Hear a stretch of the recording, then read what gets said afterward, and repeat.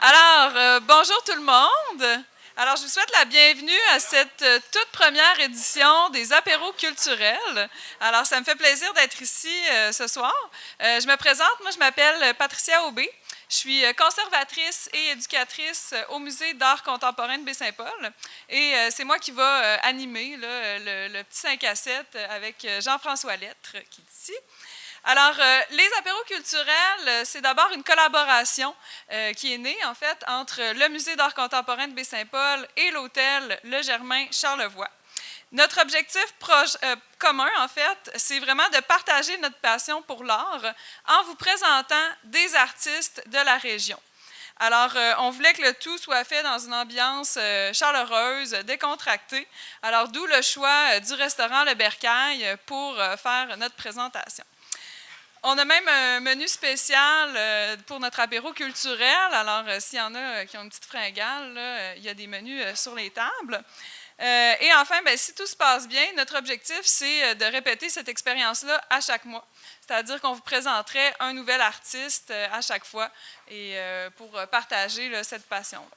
Alors, sans plus tarder, bien, je veux vous présenter la vedette du jour, alors, qui est Jean-François Lettre. Alors, Jean-François Lettre, c'est un artiste qui est originaire de Sorel, mais ça fait presque une vingtaine d'années quand même qu'il est établi aux Éboulements. Il s'est construit un super atelier là-bas et c'est là qu'il travaille le bois, hein, comme vous pouvez voir avec son œuvre ici. Jean-François, en fait, il est ébéniste depuis à peu près 8 ans et peu à peu, en fait, il a commencé à prendre goût à l'aspect créatif de son travail et il a commencé à faire des œuvres d'art comme telles il y a à peu près 2 ans. Donc, c'est quand même très récent. Et justement, je voulais qu'on débute ce 5 à 7-là, que tu nous parles un petit peu de ton parcours. Qu'est-ce qui t'a amené à devenir artiste? En fait, je pense que je l'ai eu toujours en dedans de moi. Là. Puis quand je faisais même mes meubles au tout début, chaque pièce, je la travaillais, même si c'était une cuillère ou une petite chose, j'allais chercher le petit morceau, le petit nœud que je trouvais intéressant. Donc, je l'ai toujours eu. Même c'est ça qui m'a amené à vraiment aller en ébénisterie, c'est de trouver le moyen de présenter ce qu'il y avait de particulier dans le bois. Puis je pense que je ne serais pas allé en ébénisterie si je n'étais pas arrivé à faire ça. Puis là, c'est vraiment en travaillant le bois, tu as décidé de faire des œuvres d'art comme telles, de faire ce que tu appelles des tableaux, en fait? En fait, les tableaux viennent un peu de mon travail en ébénisterie. Je faisais des salons, des planches à découper, tout ça. J'utilisais les motifs pour les planches à découper, mais j'étais limité parce qu'une planche à découper, il faut que ça serve à couper des légumes, il faut que ça soit résistant en plus. Mais j'intégrais toujours des motifs que j'avais dans le bois. Donc, à un moment donné, il y a une dame qui m'a acheté une planche puis qui m'a dit « Ah, moi, je ne l'utilise pas, ta planche, elle est accrochée en haut dans les armoires, elle est trop belle, il n'y a personne qui a le droit d'y toucher. » Fait que là, ça a évolué avec le temps. Puis là, j'ai dit « Ah, ben je pourrais aller plus loin, utiliser les motifs vraiment, introduire des trous, donc jouer avec ça pour arriver à un tableau qu'on accroche et qu'on expose. » Puis, justement, en faisant ça, tu as développé une technique qui est assez particulière, une technique que tu as décidé d'appeler la microgravure. Oui. En fait, je travaillais le tableau, je regardais qu'est-ce qui composait le tableau. Principalement, c'est les champignons qui attaquent le bois. Principalement le bouleau, parce que le bouleau, il y a une écorce étanche, donc le champignon se développe facilement, il y a des couleurs, il y a des traits intéressants. Donc, là, j'ai dit les champignons, c'est premier élément. C'est pas juste ça. Il y a les nœuds. Il y a d'autres éléments. Les fissures aussi, des fois. Avec les champignons, ça développe d'autres motifs. Donc là, je me suis dit, il faut trouver un nom à cette technique-là. J'ai cherché sur Internet beaucoup.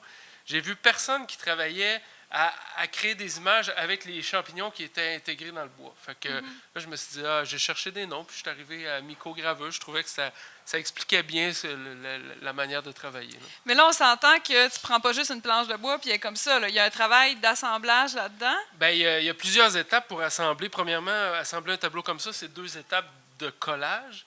La première étape, c'est plus en longueur. Je vois les motifs des champignons au bout, à l'extrémité. Là, avec l'expérience, je dis, OK, je peux aller vers ça ou l'assembler si j'assemble telle planche ensemble. je devrais avoir quelque chose d'intéressant. Donc, cette étape-là, il y a peut-être un 40% de hasard, 50% de hasard, parce que je ne connais pas ce qui est à l'intérieur. Plus ça évolue. Puis l'autre étape, c'est je coupe des lamelles. D'ailleurs, j'ai oublié son... Là c'est vraiment le brut. Donc, on voit vraiment les lignes, les motifs. Je peux avoir des lamelles qui sont cette longueur-là ou beaucoup plus longues. Là, celle-là était courte. Puis je joue avec l'assemblage pour créer des motifs. Comme si je les agence comme ça, ben là, je me retrouverais avec une espèce de S. Donc, ce S-là, je peux l'amener avec d'autres choses, les séparer, les alterner. Je peux aussi créer un personnage qui pourrait se retrouver. Là il est pas tout à fait un personnage, mais j'ai fait un tableau, il s'appelle Ganesh, puis c'est vraiment le dieu éléphant, homme, là. Il est là, il est bien représenté, mais chaque élément sont de moitié. Donc, en les assemblant, je crée Ganesh, mais quand il est tout seul, on ne le voit pas, c'est comme une moitié. Donc, il y a vraiment un travail de création à partir des motifs qui sont finalement déjà dans le bois, là. Toi, tu pars de la matière brute, puis tu t'inspires finalement des morceaux que tu as pour créer. Oui, c'est ça. Mais il y a tellement de possibilités que je peux même intégrer des motifs qui viennent d'une autre planche, d'une autre conception que j'ai faite, puis là, ça donne d'autres choses. Puis, est-ce que toi-même, tu vas, par exemple, graver dans le bois, aller ajouter des éléments? C'est pour ça que celui-là, je trouvais intéressant de présenter aujourd'hui. C'est que lui, je l'appelle la danse des sorcières. Puis les sorcières blanches, là, les gentilles, là, ils se tiennent toutes par la main. Puis toutes les courbes, puis les formes qu'on voit, c'est vraiment d'avoir gratté le bois qui était trop mou, pourri, mais la partie extérieure, elle était dure. Donc, en grattant, ça crée des motifs. Là, c'est parce qu'on ne le voit pas dans le sens, c'est comme faut le voir sens linéaire, puis après ça, on le retourne, puis on le présente en bois de boue qu'on appelle. Donc, oui, lui, c'est une étape où je vais continuer à travailler, à essayer de trouver même, de donner des formes pour les représenter après en bois de boue. Mais c'est vraiment ça, c'est un mélange entre du figuratif puis de l'abstrait. Il y a des fois que c'est assez évident qu'on n'est pas loin du figuratif, mais c'est sûr qu'on peut voir ce qu'on veut, là. C'est assez diversifié. Il y a une journaliste du Soleil qui a passé 3 jours dans un chalet avec un de mes tableaux. Elle a fait un article là-dessus, puis elle a commencé en disant on peut rester longtemps devant les tableaux de Jean-François, puis voir beaucoup de choses. Quand on prend le temps, puis j'aime ça voir ça, tout à l'heure, il y avait quelqu'un qui était devant, puis il regardait, puis la réflexion est là, puis on essaie de voir, on voit des choses, puis c'est ça, fait le questionnement qui amène ces tableaux-là aussi. Moi, je trouve ça intéressant parce que tes titres sont toujours très évocateurs. Donc, tantôt, tu as parlé de Ganesh, ici, la danse des sorcières. Est-ce que l'aspect figuratif est vraiment important dans ton travail, ou si des fois, tu as des œuvres qui sont complètement abstraites, ou c'est vraiment le motif? Ben oui, il y en a plusieurs abstraites, mais j'ai besoin je ne sais pas si on appelle ça figuratif, mais que le tableau ait un sens. Mm-hmm. J'en ai un au Mont-Grand-Fond, un grand tableau, que j'ai appelé « Voyage au cœur de l'arbre ». Bon, c'est des cœurs d'arbres qui ont des courbes. Il est assez abstrait, là. On peut voir ce qu'on veut, mais moi, le sens du tableau, c'était vraiment un voyage avec les courbes, tout ça, mais il y en a qui disaient ben ça rappelle les pentes de ski, la descente. Okay. Donc, c'est ça. Mais j'ai besoin d'avoir un sens. S'il n'y a pas de sens, le tableau, le bois, il va s'en aller à l'allumage ou je ne sais pas quoi. Là. C'est vraiment, faut que je trouve quelque chose, un sens, des motifs, quelque chose. Ah, parfait. Peut-être qu'il y en a parmi vous qui se demandent qu'est-ce qui est derrière moi. Bon, alors, ce n'est pas une œuvre de Jean-François Lettre, alors vous voyez que c'est assez différent comme travail.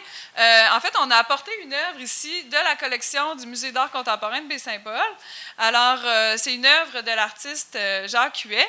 Et moi, j'aime ça quand on présente le travail d'un artiste, d'apporter une deuxième œuvre, parce que des fois, ça peut nous faire penser à des choses auxquelles on ne penserait pas d'abord, ou on peut faire des fois des comparaisons sur les les façons de travailler, etc. Alors, j'ai choisi... en fait, ça a été assez difficile de choisir une œuvre dans le cas de Jean-François parce qu'il y a vraiment une technique de création qui est particulière. Alors, il n'y a rien qui ressemble à ça dans notre collection, c'est évident. Alors, j'ai choisi cette œuvre-là de Jacques Huet. Je la trouvais intéressante, entre autres à cause du mouvement qui est créé ici. C'est une œuvre qui est aussi entre la figuration et l'abstraction.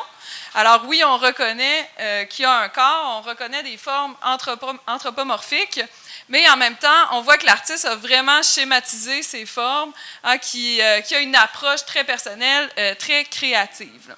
Et on a l'impression que, justement, le personnage est comme en train de danser, à cause des ondulations qu'il y a partout sur son corps. Alors, je faisais un lien que je trouvais intéressant avec, justement, ton œuvre que tu as appelée « La danse des sorcières ». Et là, je voulais savoir, toi, de ton côté, est-ce que c'est une œuvre que tu trouves intéressante? Est-ce qu'il y a des parallèles que tu peux faire entre les deux? Oui, par la forme, premièrement, mais deuxièmement, parce que j'ai déjà fait des croquis en tête. Je ne suis pas passé à l'action, mais à faire ce genre de personnage-là. Donc c'est drôle parce qu'il y en a un en particulier qui... Je suis passé encore au 3D, mais tranquillement, j'essaie d'intégrer cette technique-là pour avoir du 3D. Donc, un mélange entre les deux. Puis, c'est intéressant aussi des fois de comparer les techniques parce que, ce que tu fais, tu appelles ça des tableaux. En même temps, c'est de la sculpture. Il y a un aspect 2D, mais il y a un aspect 3D aussi qui est définitivement présent.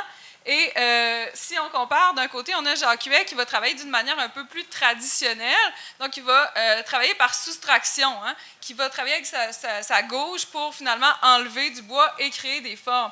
Alors que toi, de ton côté, tu travailles plutôt par accumulation, au sens où tu vas, comment je pourrais dire ça, finalement assembler. C'est ça que je veux dire, assembler. Mais ce qui est intéressant dans lui, c'est que c'est un mélange des deux.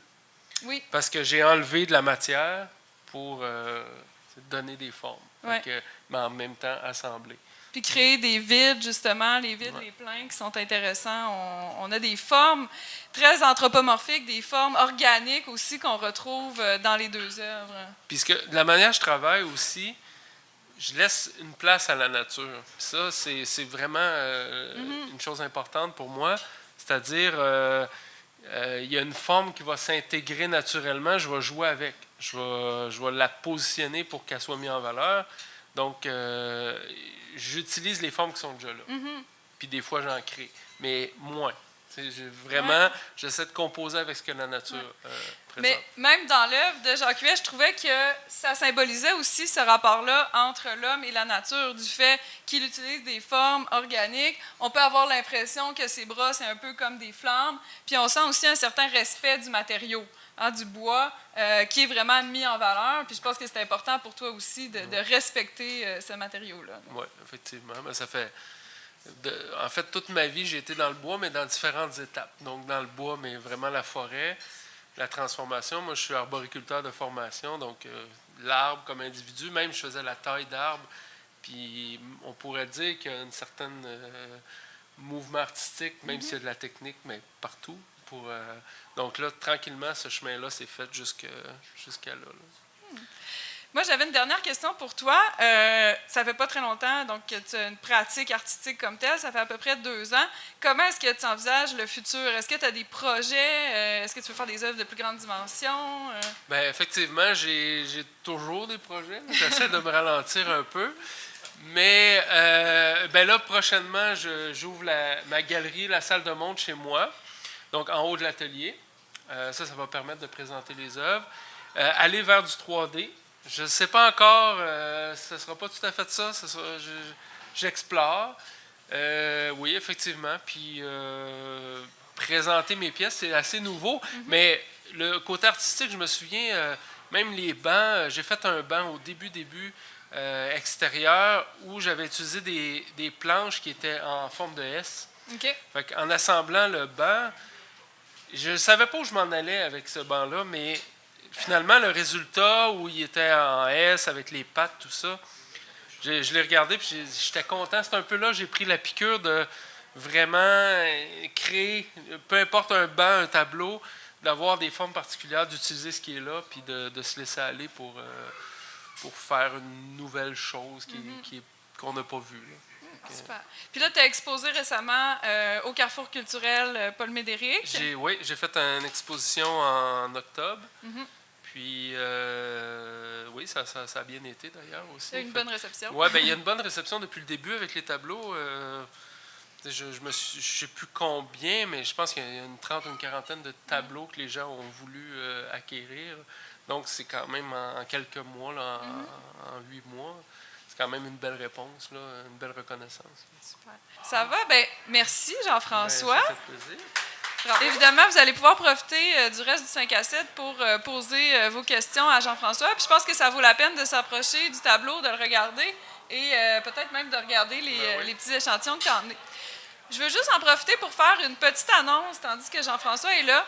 Avec Vanessa Locatelli, qui est derrière, on a parti un projet avec le Club Bon Cœur, vous savez, qui ramasse des fonds pour la Société canadienne du cancer. Et on a demandé à plusieurs artistes de la région de faire une œuvre de petit format, de nous la donner. Et nous, on va organiser en fait un encan silencieux au musée les 27 et 28 mai prochains. Et l'ensemble, en fait, des fonds qui vont être amassés vont être donnés à la Société canadienne du cancer. Et Jean-François Lettre est un des généreux artistes là, qui a accepté de nous donner une œuvre pour ce projet-là. Alors, il y a plusieurs autres artistes qui nous ont confirmé leur présence et on va vous en parler un petit peu plus lors, en fait, d'une conférence de presse là, le 18 avril. C'est ça, le 18? Oui. Le 18 avril prochain au Musée d'art contemporain. C'est le relais. J'ai dit le Club Bon Cœur, hein? Je me suis trompée. C'est le relais pour la vie. Je m'excuse. J'ai fait une activité avec le Club Bon Cœur la semaine passée. Ça m'a mêlé. Le relais pour la vie. Merci, Sandra. Alors, merci, Jean-François Lett, aussi pour ta participation à ce projet-là qui nous tient tous à cœur, là, je pense. Alors, voilà. Puis, je vous souhaite une bonne fin de 5 à 7 à tout le monde. Merci.